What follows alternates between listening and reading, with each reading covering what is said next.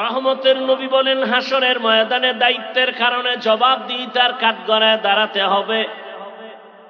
কিয়ামতের ময়দানে হাত কথা বলবে, ঠোঁট কথা বলবে, পা কথা বলবে। ও দয়ার মালিক, এই হাতের দ্বারা ভালো কাজ করবে, মানুষের কল্যাণে করে নাই। চোখ আল্লাহর সামনে বলবেন, হে আল্লাহ, এই চক্ষু তুমি যা দেখার জন্য বলেছো তা দেখে নাই। চোখ দিয়া মা দেখবে সওয়াব, বাবা দেখবে সওয়াব। চক্ষু দিয়া বাইতুল্লাহ তাকায় দেখবে সওয়াব। এই চোখ দিয়া মা বাবার চেহারা দেখবে, আলেম দেখবে সওয়াব। আল্লাহর কোরআন তাকায় দেখবে সওয়াব। কিন্তু না, তোমার এই গোলাম এই চোখ দিয়া মা দেখে নাই, বাবাকে মোহাব্বতের নজরে দেখে নাই, বাইতুল্লাহ দেখে নাই, কোরআন দিয়া তাকায় দেখে নাই।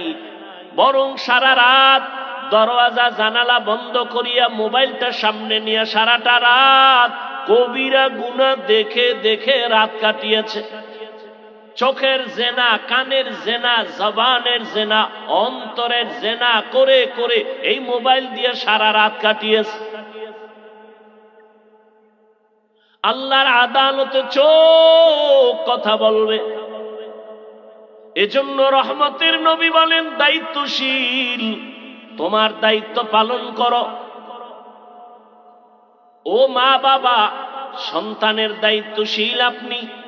আল্লাহ কোরআনের এক আয়াতে বলেন, ইয়া আইয়ুহাল্লাযীনা আমানু কু আনফুসাকুম ওয়া আহলিকুম নারা ওয়াকুদুহান নাসু ওয়াল হিজারা আলাইহা মালাইকাতুন গিলাযুন শিদাদুন লা ইয়াসুনাল্লাহা মা আমারাহুম ওয়া ইয়াফআলুনা মা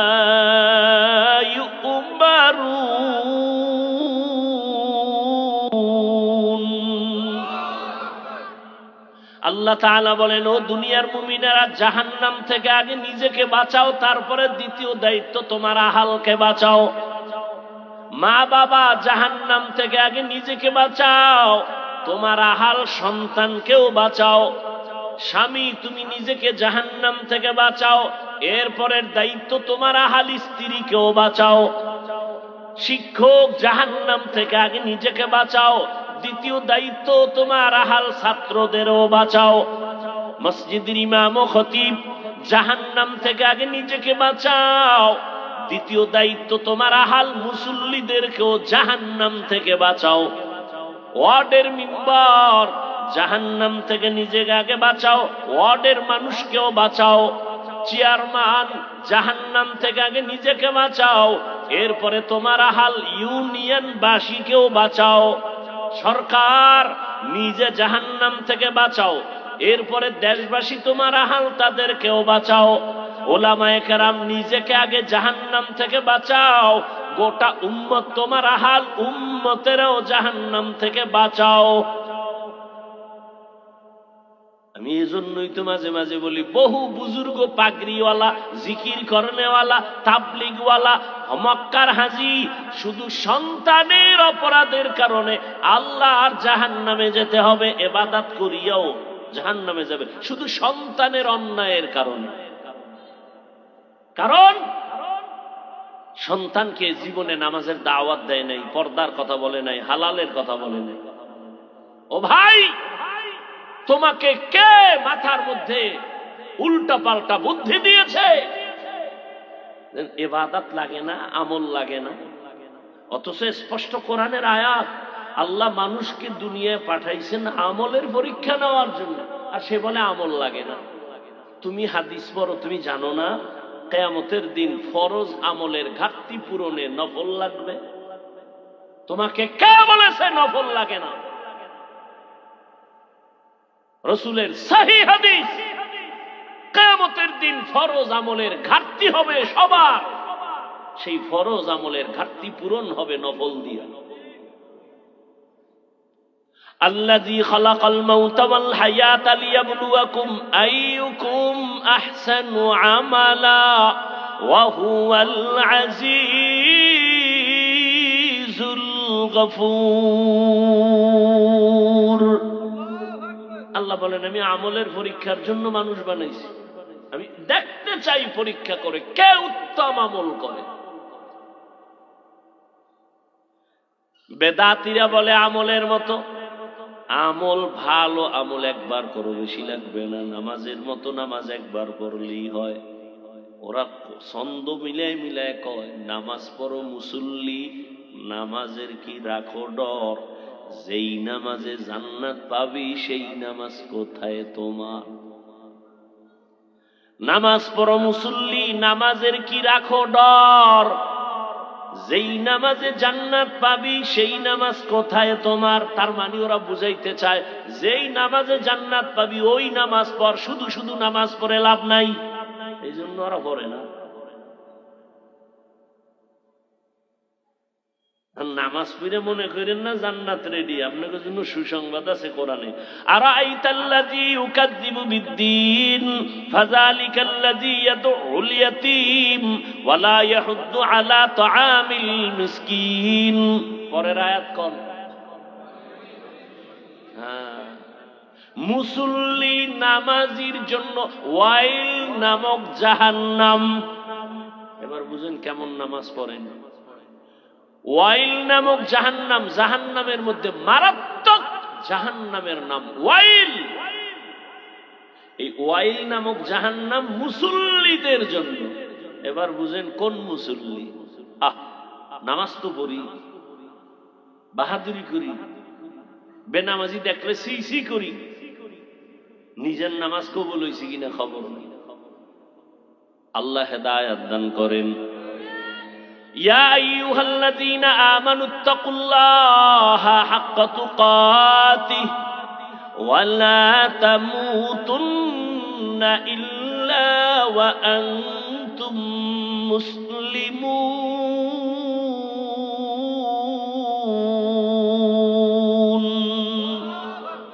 হাদিসের উপর এতক্ষণ আলোচনা করলাম, এবার আয়াতে ঢুকি। ঢুকবো? খুব খারাপ লাগতেছে। আয়াতের ভেতরে আল্লাহ মুমিনকে দুইটা আদেশ দিছেন, একটা ইতিবাচক আর একটা নীতিবাচক আদেশ। মুমিনকে দিছেন, কোন বেঈমানকে দেন নাই। এক নাম্বার আদেশ আল্লাহকে ভয় করো, ভয় করার মতো হক আদায় করে। আর একটা নীতিবাচক সতর্কবাণী, মুসলমান না হইয়া মরবি না। মুমিনকে দিলেন, বেঈমানকে দিলেন না কেন আদেশটা? সংক্ষেপ জবাব হলো জান্নাত শুধু মুমিন পাবে, কোনো বেঈমান কখনো জান্নাত পাবে না।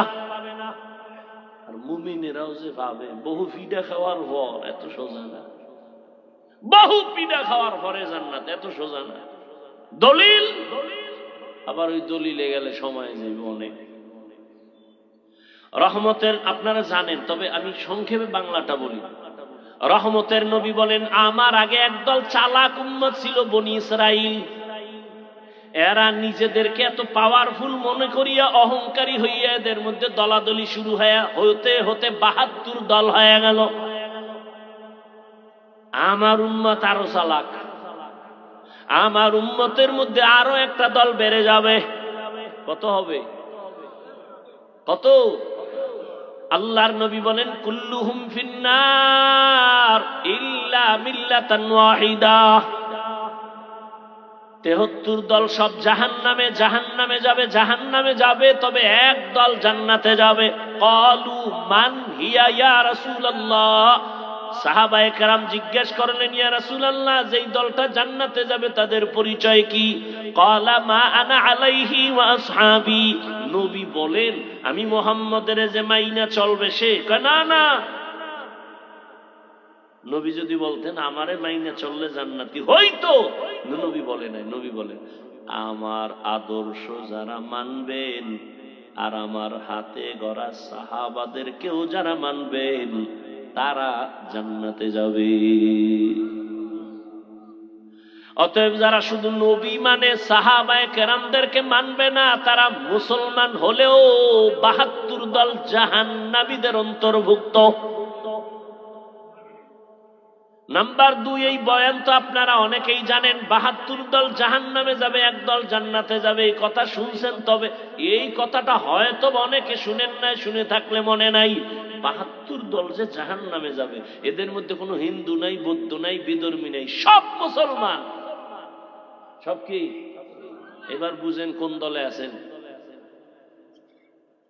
72 দল জাহান্নামী, সব মুসলমান, হিন্দু, বৌদ্ধ, ইহুদি, খ্রিস্টান কেউ নাই।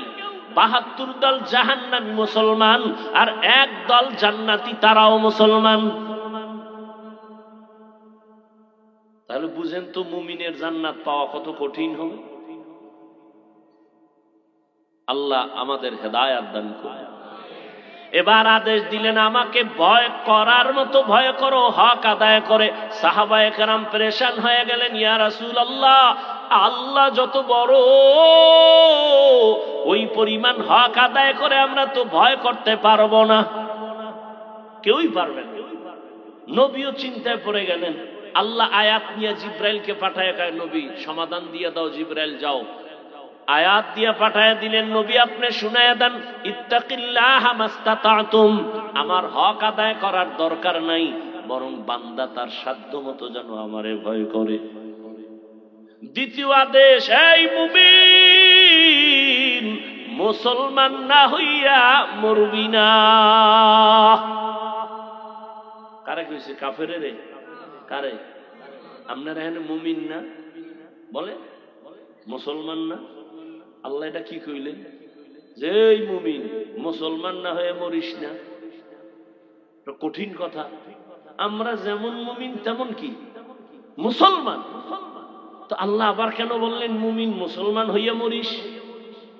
কেমন যেন মনে হয় আমরা তাহলে মুমিন হইছি, মুসলমান বুঝি হইতে পারিনি, এমন বুঝায় না? এরকম আয়াত আরো আছে, ইয়া আইয়ুহাল্লাযীনা আমানু দুখুলু ফিস-সিলমি কাফা ওয়া লা তাত্তাবিউ খুতুওয়াতিশ শাইতান ইন্নাহু লাকুম আদুউম মুবিন। ও মুমিন, ইসলামের মধ্যে পরিপূর্ণ ঢুকে যাও। আল্লাহ আর এক আয়াতে আরো স্পষ্ট করে, ওটা আরো কঠিন। আল্লাহ তাআলা বলেন, ইয়া আইয়ুহাল্লাযীনা আমানু আমিনু বিল্লাহি ওয়া রাসূলি। ও মুমিনেরা, আল্লাহর উপরে, রাসূলের উপরে ঈমান আনো। আরে আর আল্লাহর উপরে, রাসূলের উপরে ঈমান আনার কারণেই তো আমরা মুমিন। আল্লাহ কয়, এই মুমিন, আল্লাহর উপরে, রাসূলের উপরে ঈমান আনো। তাহলে মুমিনের ডবল ঈমান আনার কথা কওয়া হইল, কারণ আমরা তো মুমিন মানি, আল্লাহরও মানি, নবীও মানি, এজন্যই তো মুমিন। ডবল কেন বললেন? এই মুমিন, আল্লাহর উপর ঈমান আনো। আমরা তো আল্লাহর উপর ঈমান আনছি বিদায় মুমিন, ডবল বললেন কেন? সব কথার জবাব আর দেওয়ার সুযোগ রইল না, সংক্ষেপে বলি, খুব খেয়াল করবে। আল্লাহ বলেন, আমাকে ভয় করো তোমাদের সাধ্য মতো। ভয়ের নাম তাকওয়া, ভয়ের নাম খৌফ, ভয়ের নাম খশিয়া। আমি যদি আপনাদের প্রশ্ন করি, আপনারা এই ময়দানের মধ্যে কারা কারা আল্লাহকে ভয় করেন? যদি প্রশ্ন করি, সবাই তো হাত উঠায় বলবে হুজুর গো থেকে বেশি করি। কোন চালাক বাঙালি থাকলে শুধু হাত উঠাবে না, পারলে পা উঠায় বলবে 4 হাত পায়ে আল্লাহরে ভয় করি। অত সেখানে এমন আশিকে রাসূল বসে আছে, আজকে ফজর পড়ে নাই, যোহর পড়ে নাই, আসর পড়ে নাই, মাগরিব পড়ে নাই, এশার নামাজও পড়ে নাই, সেও বলে আল্লাহরে ভয় করি। আমি দাড়ি রেখে বলি আল্লাহকে ভয় করি, আপনি দাড়ি বাদ দিয়া বলেন আল্লাহকে ভয় করি। আমি হালাল খাইয়া বলি আল্লাহকে ভয় করি, আপনি হারাম খাইয়া বলেন আল্লাহকে ভয় করি। বিষয় কি? দোনো ভয় সমান। আসলে আপনি ভয়ই করেন না।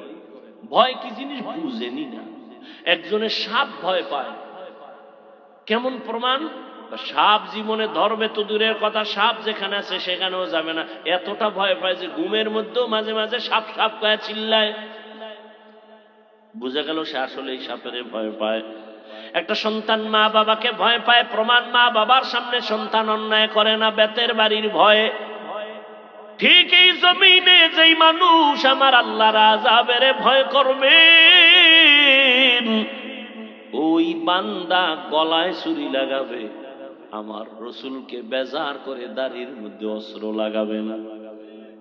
ও আল্লাহর বান্দারা, হেদায়েতের মালিক আমার আল্লাহ। আল্লাহর ভয় অন্তরে জমা করার জন্যই তো এত বয়ান। কিয়ামত পর্যন্ত এই বয়ান কাজে লাগবে না যতদিন পর্যন্ত আল্লাহর আযাবের ভয় অন্তরে আসবে না। পুলিশের গ্রেফতারি পরোয়ানা যখন চালু হয়ে যায়, মানুষের ভয় আসে, খাওন ছাইরা দেয়, ঘুম ছাইরা দেয়, কখন জানি পুলিশ আমারে গ্রেফতার করে। ঠিক মানুষ যদি চিন্তা করত আজরাইল আমারে কখন আইসা ধইরা নিয়ে যায়, ঘুমের মধ্যেও তো কত মানুষ মরে, এই চিন্তা কইরা যদি যুবক ঘুমাইতো, কানের মধ্যে গানের তার লাগায় ঘুমাইতো না। ও কানের মধ্যে গানের তার লাগায় ঘুমায়, ওর মধ্যে মরণের চিন্তা নাই, আজরাইল যে ধরে ফেলবে চিন্তাই নাই। এই আল্লাহর ভয়টা অর্জন করার জন্য একমাত্র ঠিকানা ওলি আউলিয়াদের নেক নজর ছাড়া তাকওয়া আসবে না।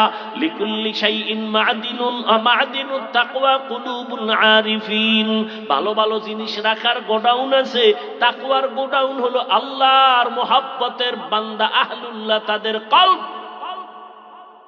তাদের নজর যখন লাগবে দেখবা তোমার কলবের মধ্যে আল্লাহর ভয় এসে যাবে। আল্লাহওয়ালাদের নজরের মধ্যে পাওয়ার আছে। একটা গাঞ্জাখোরের নজরে পাওয়ার আছে না নাই? একটা দুধের বাচ্চার দিয়ে নজর দিছে, এত সুন্দর, গজব শুরু হয়ে গেছে। বাচ্চা খানা দানা ছেড়ে দিছে, অসুস্থ হয়ে গেছে। ডাক্তার কয় কোনো রোগ নাই, মুরব্বীরা কয় বদ নজর লাগছে। লাগেনি? আপনাদের এলাকায় কদু গাছ লাগায়, কদু গাছ জুতা টানায়, জুতা দেখছেন কোনদিন? কেন? জুতা বরকতের জিনিস, নমরুদদের গালে লাগছে, জুতা টানাইলে কদুর মধ্যে পোকা আসবে না, এই জন্য লাগায়। জুতা টানায় কেন? বদনজর। কার বদনজর? আপনাদের মসজিদের ইমাম সাহেব। এলাকার একটা গাঞ্জাখোর বেআমলওয়ালা। ও আমার কলিজার যুবক, বিবেক আল্লাহ দিছে, বুঝার জন্য একটু বুঝো। একটা বেনামাজি বেআমলওয়ালার নজরে যদি পাওয়ার থাকে, তাহাজ্জুদওয়ালা, কান্নাওয়ালা, তেলাওয়াতওয়ালা, তাকওয়াওয়ালার নজরে কেন পাওয়ার হবে না? এবার দলিল নিবা না? নাও দলিল। ইয়া আইয়ুহাল্লাযীনা আমানু ইন তাত্তাকুল্লাহ ইয়াজআল লাকুম ফুরকানা। আয়াত নাও, হাদিস থেকে দলিল, তরজমা আজ বলবো না। قال رسول الله صلى الله عليه وآله وسلم اتقوا فراسة المؤمن فإنه ينظر بنور الله। আল্লাহওয়ালাদের আল্লাহ স্পেশাল পাওয়ার দান করেন, এটা সবাইরে দেয় না, বেনামাজিরে দেয় না, সুদখোরকে দেয় না, হারামখোরকে দেয় না, একমাত্র তাকওয়াওয়ালাকে দেন। ওই পাওয়ারের নাম কোরআনের ভাষায় ফুরকান, ওই পাওয়ারটাকেই হাদিসে বলে ফেরাসাত। মা মা'নাল ফুরকান হুয়া নূরুম মিন ইলাহি। এরে আমার কলিজার যুবক, আল্লাহর ভয় যখন অন্তরে চলে আসবে, বুঝ যখন ঠিক হয়ে যাবে, তখন তুমি স্কুলে পড়ার পরেও দেখবা নামাজ ছাড়তে ভাল লাগে না। কেন? আল্লাহর ভয় ঢুকে গেছে। আল্লাহর ভয় যখন অন্তরে ঢুকবে, ম্যাজিস্ট্রেটের চেয়ারে বৈশাও সে তেলাওয়াত করবে। আল্লাহর ভয় যখন অন্তরে আসবে, ওই বান্দা তখন র্যাবের চাকরি করলেও সুদের টাকা খাবে না। এমন নাই? আমি বানায় বলতেছি। ও আমার কলিজার যুবক, ওই পেছনের কথাটা আবার রিপিট করতেছি রে বাবা। আমি মাদ্রাসায় পড়েছি, আমি তাবলীগের লাইনের, আমি কওমির সন্তান। আমি একবারও বলি না তুমি পাস করলি পড়ো, পীরের কাছে যাও, তাবলীগে যাও, কওমি মাদ্রাসায় যাও। বরং আমি বলি শেষ কথা শুনো, তুমি স্কুলে পড়ো আলহামদুলিল্লাহ, কলেজে পড়ো আলহামদুলিল্লাহ। বাংলাদেশে এইরকম কেউ তোমার জন্য দোয়া করে কিনা জানি না, আমি করি সব মাহফিলে। হয়তো আমার দোয়া কবুল হবে এর কোনো গ্যারান্টি নাই, তবে এই ময়দানে আমিন বলনেওয়ালা এতগুলো মানুষ, কারো না কারো আমিন কবুল হয়ে যাবে। আমি দোয়া করি এই মানুষগুলো আমিন বলবে। তুমি স্কুলে পড়ো আলহামদুলিল্লাহ, তুমি কলেজে পড়ো আলহামদুলিল্লাহ, চাকরি করো আলহামদুলিল্লাহ, ব্যবসা করো আলহামদুলিল্লাহ। তোমার কাছে আমার বিনয়ের দাবি, তুমি স্কুল ছাড়বা না, কলেজ ছাড়বা না। তুমি চাকরি করো, বাধা নাই, তুমি ডাক্তার হও, ইঞ্জিনিয়ার হও, প্রফেসর হও। তবে একটা দাবি আমার, জীবনে কোনোদিন তুমি বেয়াদব হইও না। তোমার আচরণে কোনোদিন যেন মা বাবা কষ্ট না পায়, কোনোদিন যেন তোমার ব্যবহারে শিক্ষকেরা কষ্ট না পায়, তোমার আচরণে কোনোদিন যেন উলামায়ে কেরাম কষ্ট না পায়। এই 3 জায়গায় খুব সতর্ক থাকবা। কেন? মা বাবায় যদি কষ্ট পাইয়া বরদোয়া লেগে যায়, মরার আগে পঙ্গু হয়ে যাবি। শিক্ষকের অন্তরে যদি কষ্ট যায়, বরদোয়া চলে আসে, লেখাপড়ার জগৎ থেকে হারায় যাবি। উলামায়ে কেরামের অন্তরে যদি কষ্ট যায়, বরদোয়া চলে আসে, চরিত্র জগৎ থেকে হারায় যাবে, মরার আগে পঙ্গু হয়ে যাবি রে যুবক। মা বাবার সাথে বেয়াদবি চলবে না, শিক্ষকের সাথে চলবে না, উলামায়ে কেরামের সাথে চলবে না। এবার বলবা এটা কেমনে সম্ভব? এবার তুমি চোখ দিয়ে একটু জ্ঞান খাটায় তাকায় দেখো। আমি বলে যাই, যুবকেরা সত্য কথাটা একটু স্বীকার করি। ওরে বাবা, তোমার মতো যুবক জীবনে মাদ্রাসায় পড়ে নাই, জীবনে আলিফ বা তাও শিখে নাই, স্কুলে পড়ে, কলেজে পড়ে, চাকরি করে, ব্যবসা করে। সত্য কথা বলো, এমন যুবক 5 ওয়াক্ত নামাজি দাড়িওয়ালা আছে না নাই? তুমি পারো না কেন? অবশ্যই তোমার কপালে বরদোয়া লাগছে, কারণ তোমার লাইনের যুবক স্কুলে পড়ে, নামাজ পড়ে নাই। বলো, তোমার বিবেক দিয়ে তুমি কেন পারবা না? তোমার মতো যুবক রাস্তায় গাড়ি চালায়, নামাজ ছাড়ে না, বলো তুমি কেন পারবা না? তোমার মতো যুবক র্যাব, আর্মি, পুলিশ, বিডিআর চাকরি করে, ডাক্তার, প্রফেসর, ইঞ্জিনিয়ার, 5 ওয়াক্ত নামাজ পড়ে, ব্যবসা করে, চাকরি করে, নামাজ ছাড়ে না। ময়দানে কৃষি কাজ করে, নদীর মধ্যে মাছ ধরে, নামাজ ছাড়ে না। বলো বাবা, তুমি কেন নামাজ পড়তে পারো না? তোমার মতো যুবক 5 ওয়াক্ত নামাজ পড়ে, এখনো নগদ প্রমাণ চাও? নগদ? চট্টগ্রাম বিশ্ববিদ্যালয়ের বারান্দায় গিয়া দাঁড়ায় দেখো, ঢাকা কলেজে গিয়া দেখো, জাহাঙ্গীরনগরে গিয়া দেখো, এখন রানিং ক্লাস করতেছে, মাথায় পাগড়ি, বড় দাড়ি, বড় জামা, মনে হয় যেন বড় কোন মসজিদের খতিব। এই যুবক, কোন মসজিদে জুমা পড়াও? আস্তাগফিরুল্লাহ, আমি তো আরবি পারি না। তাহলে তোমার এই হালাত কেন? একমাত্র কারণ আমার মা বাবার দোয়া আর উলামায়ে কেরামের নেক নজর লাগছে। এমনি ক্লাস করো? হ্যাঁ, আমি কলেজে ক্লাস করি, টুপি ফালাই না, দাড়ি ফালাই না, নামাজ সারি না, পাগড়িও খুলি না। শিক্ষকেরা কিছু কয় না? কয় তো। সবাই বলে এই ছেলেটার মতো ভালো সন্তান নাই। ক্লাসে কি মাইয়ারা নাই? আছে। ডিস্টার্ব করে না? কয় কিসের ডিস্টার্ব? ছেলেরা বন্ধু হয়ে মাঝে মাঝে বলে চল একটু আড্ডা দিতে যাব। আল্লাহর কুদরত, মেয়েরা আমার পক্ষ হইয়া দাঁড়ায়, কয় আল্লাহর পথে আছে, সাইরা দে, ওরে ডিস্টার্ব করিস না। আমি বানায় বলতেছি, এবার তোমার কপালে থাবড়াও। তোমার কপালে তো খারাপ, কেন এই অভিশপ্ত কপাল লয়ে দুনিয়াতে আসছো কেন? তোমার কপালে কার বরদোয়া লাগছে বলো? কেন তুমি নামাজ পড়ো না ঠিক মতো? রসুলের হাদিস কি তুমি শুনো নাই? বেঈমান আর মুমিনের ব্যবধান নামাজ। বেঈমান নামাজ পড়ে না, মুমিন নামাজ ছাড়ে না। আর নামাজি যদি পড়ো, সেই নামাজ তোমাকে মিথ্যা বলাবে কেন? সেই নামাজ তোমাকে হারাম খাওয়াবে কেন? কিসের নামাজ পড়ো? তোমার মতো নামাজিকে আল্লাহ কোরআনে বলছে ফাওয়াইলুল লিল, তোমার মতো মুসল্লি ওয়াইল নামক জাহান্নামী। ইয়া আইয়ুহাল্লাযীনা আমানুত্তাকুল্লাহা হাক্কা তুকাতিহি ওয়ালা তামুতুন্না ইল্লা ওয়া আনতুম মুসলিমুন। আল্লাহর ভয় যাদের অন্তরে থাকবে ওই বান্দা গুনাহ করবে না, আর যে গুনাহ করবে না ওই বান্দা খাঁটি মুসলমান হইয়াই কবরে যাবে, আর যে খাঁটি মুসলমান হইয়া কবরে যাবে সে বিনা হিসাবে জান্নাতি। মুসলমান অর্থ কি? ইসলাম থেকে মুসলিম বহু বচন মুসলমান। আল ইসলাম গরদান নেহাদান বাতাত, বিনয়ের সাথে আল্লাহর কাছে আত্মসমর্পণ করার নাম মুসলিম, আত্মসমর্পণকারীর নাম মুসলিম, করার নাম ইসলাম। যে আত্মসমর্পণ করে সে এক বচনে মুসলিম, বহু বচনে মুসলমান। তাহলে যে আল্লাহর হুকুমের সামনে সারেন্ডার হয় সে গুনাহ করবে না। আর সেই সারেন্ডার হওয়ার জন্য একটা পুঁজি লাগবে, তাকওয়া। আর সে তাকওয়া অর্জনের একমাত্র ঠিকানা আল্লাহর প্রিয় বান্দা যারা আহলুল্লাহ তাদের নেক নজর। তাদের নজর লাগবে তো কলবের মধ্যে তাকওয়ার পাওয়ার চলে আসবে। ও আমার কলিজার যুবক বাবারা, ও পর্দার আড়ালের আম্মা জানেরা,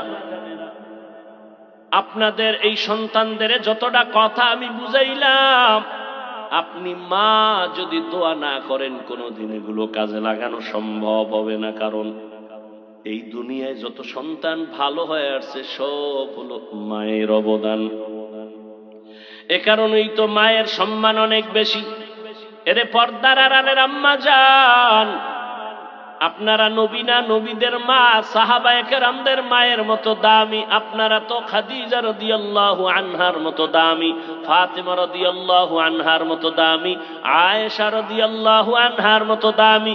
এরে আম্মা জান, এই এলাকায় আপনাদের মতো কত মা এখনো আছে বেপরদায় চলে না, মোবাইলে সময় নষ্ট করে না, নামাজ ছাড়ে না। আপনার মতো কত মা আছে স্বামীর মাল নষ্ট করে না। আপনারা কেন পারবেন না? এখনো সময় আছে, তওবা করেন। আল্লাহ সন্তান দান করছেন, আদর্শ ডাক্তার বানায় যান, আদর্শ ইঞ্জিনিয়ার বানাবে, আদর্শ প্রফেসর বানাবেন। বেয়াদব যেন না হয়। সন্তানের ব্যবহারে মা বাবা, শিক্ষক, আলেম ওলামারা যেন কষ্ট না পায়। তাহলে দুনিয়াতে মরার আগেই তার ধ্বংস চলে আসবে। এরে আম্মা জানেরা, এখনো সময় আছে, তওবা করে নেন। বেপরদায় চলবেন না, আর স্বামীর মাল খেয়ানত করবেন না, মোবাইলে সময় নষ্ট করবেন না। এ দুনিয়ায় মায়ের চোখের পানি আর দোয়া থাকলেই সন্তান ভালো হয়ে যাবে। এক মিনিটে একটা ঘটনা বলি। এই জমিনের মধ্যে মদিনাতুল মুনাওয়ারা থেকে একজন আল্লাহর বান্দা ভারতে আসছে কালেমার দাওয়াত দিতে।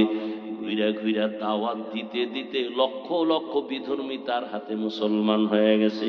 আপনারা সবাই তার নাম জানেন, খাজা মুঈনুদ্দিন চিশতি আজমিরি রহমাতুল্লাহ আলাই।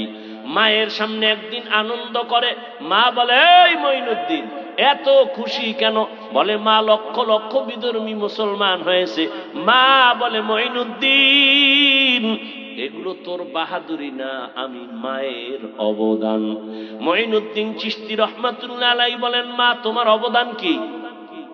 মা চোখের পানি ছেড়ে কাঁদে আর বলে, সন্তান তুই আমার গর্ভে যখন আসছো, আল্লাহর কসম ওই দিন থেকে আমি একটা রাত ঘুমাই নাই। ভোর রাতে আমি আল্লাহর কাছে সিজদায় পড়ে কান্না করেছি, দোয়া করেছি, আল্লাহ আমার গর্ভের সন্তান তোমার ওলি হিসাবে কবুল করে নিও। শুধু তাই না, তুই যখন দুনিয়াতে আসছো, আমি মা তোরে যতদিন দুধ পান করাইছি রে বাবা, এক ফোঁটা দুধ আমি বিনা অজুতে তোর মুখে দেই নাই। ওরে আম্মা জানেরা, একটা মা যখন বাচ্চাকে বিনা অজুতে দুধ দেয় না, ওই বাচ্চা আল্লাহর ওলি হবে না তো কে হবে? এজন্যই বললাম মায়ের অবদান, একটা সন্তান ভালো হওয়ার ক্ষেত্রে মায়ের অবদান বেশি। এজন্যই তো ইমাম গাজালি রহমাতুল্লাহ আলাইহি বলেন, প্রত্যেকটা সন্তানের জন্য প্রাথমিক শিক্ষিকা হলো তার মা। এরে আম্মা জানেরা, এখনো তৈরি হয়ে যান। বৃদ্ধ বাবাজিরা এখনো তওবা করেন। আপনার মতো কত বুড়ারা মসজিদে গিয়া নামাজ পড়ে, আপনি কেন পারবেন না? ও আমার যুবক বাবারা, এখনো সময় আছে, তওবা করে নাও। মরিয়া গেলে যাব, হায়াতের মালিক আল্লাহ, রিজিকের মালিক আল্লাহ, ইজ্জতের মালিক আল্লাহ। আর নামাজ ছাড়বা না, বেপরদায় চলবা না, দাড়ি কাটবা না, মা বাবারে কষ্ট দিবা না, নবীজির তরিকা মেনে উলামায়ে কেরামের দোয়া পরামর্শ নিয়ে, শিক্ষকের দোয়া নিয়ে নবীর আদর্শে চলবা।